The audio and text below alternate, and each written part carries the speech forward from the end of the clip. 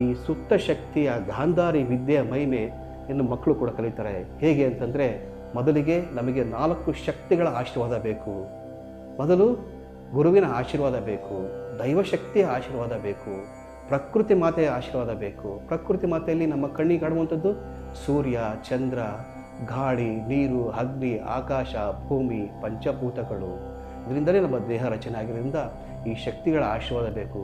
ಮತ್ತು ನಮ್ಮ ತಂದೆ ತಾಯಂದಿರ ಆಶೀರ್ವಾದ ಬೇಕು. ಈ ಎಲ್ಲ ಶಕ್ತಿಗಳಿಂದ ನಾವು ಶರಣಾಗತಿಯ ಒಂದು ಪೂಜೆಯನ್ನು ಮಾಡೋದ್ರ ಮೂಲಕ ಆರಂಭ ಮಾಡ್ತೀವಿ.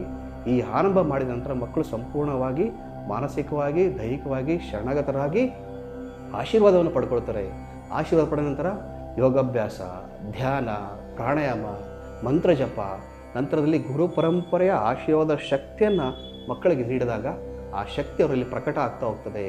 ಈ ನಿರಂತರ ಅಭ್ಯಾಸದಿಂದ ಅವರು ತಮ್ಮ ಕಣ್ಣನ್ನು ಮುಚ್ಚಿದರೂ ಕೂಡ ತಮ್ಮ ಅಂತರಂಗದ ಕಣ್ಣಿಗೆ ಈ ದಿವ್ಯ ದೃಷ್ಟಿ, ಅಂತರ್ಚಕ್ಷು ಏನಂತ ಕರಿತೀವಲ್ಲ, third eye activation, mid brain activation ಅಂತ ಸುಮಾರು ಹೆಸರನ್ನು ಕರಿತೀವಿ.